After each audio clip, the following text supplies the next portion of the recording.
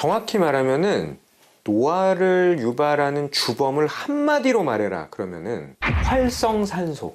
활성산소가 너무 많아지면 문제가 될 수 있다라는 건데요. 이 활성산소라는 것이 우리 몸 안에 세포를 싸고 있는 성분들이 있어요. 뭐 예를 들면 인지질, 뭐 여러 가지 단백질, 탄수화물 이런 성분들이 세포를 싸고 있는데 활성산소가 이 세포의 그런 성분들을 공격을 해요.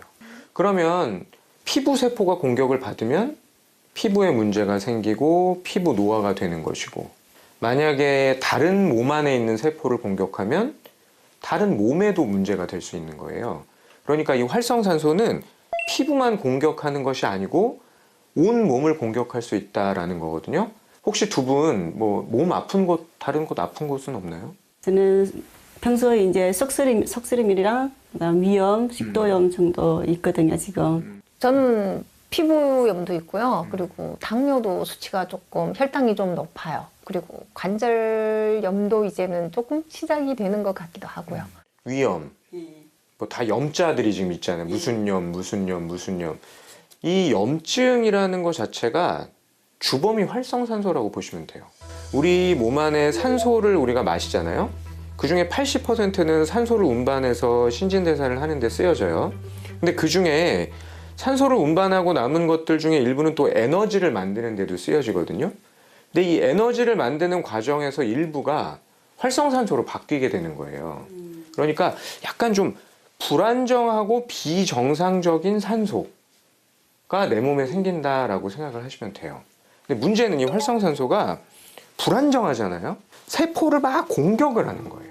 그러다 보면 세포가 원래 기능을 하던 게 잘 안 되고, 세포의 구조가 깨지게 되고, 그리고 원래 세포끼리 막 이렇게 신호를 보내거든요. 그런데 활성산소가 그 연락을 하는 걸 차단시켜버려요. 결국 내 몸에 모든 염자가 들어가는 질병도 생길 수 있고, 노화가 유발되고, 심하면 혈관도 공격해서 심혈관계 질환, 고혈압, 당뇨병, 암까지도 유발할 수 있는 게 바로 이 활성산소다라고 보시면 돼요.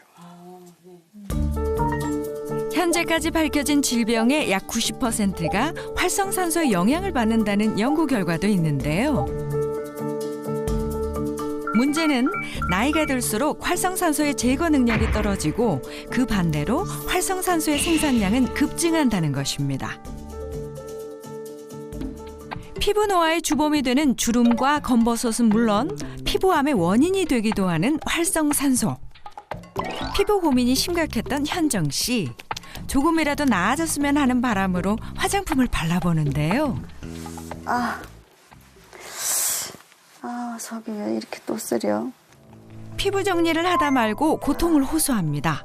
제가 아침마다 속쓰림이 좀 심해요. 계속 그렇게 참아왔다가 점점 심해져서 병원에 가서 검사를 해봤더니 역류성 식도염이랑 위염이 좀 심하게 왔다고 그렇게 선생님이 말씀하시더라고요.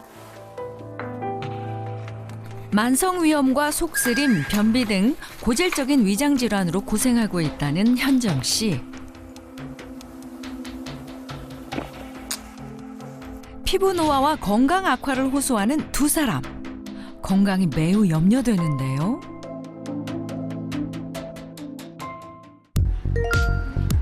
그래서 두 사람의 건강 상태를 보다 자세히 확인하기 위해 내과, 피부과 검진을 받아봤습니다.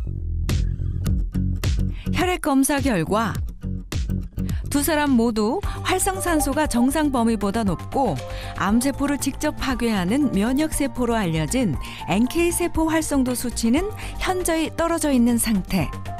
김경숙 씨는 간 수치도 정상 범위를 벗어나 있었습니다. 사실 우리가 살면서 이 항산화가 중요하다 이런 말을 많이 하거든요. 항산화라고 하는 것은 산화가 진행되는 것을 억제하거나 완화시키자는 말인데 그게 곧 활성산소를 없애자는 말과 같습니다. 지금 사실 이 두 분의 혈액검사 결과가 그렇게 좋지 않아서 이대로 간다면 여러 가지 성인병이라든지 문제들이 좀 생길 것 같아 염려가 됩니다. 두 사람을 괴롭혔던 피부 노화, 피부과 진단도 더해졌는데요.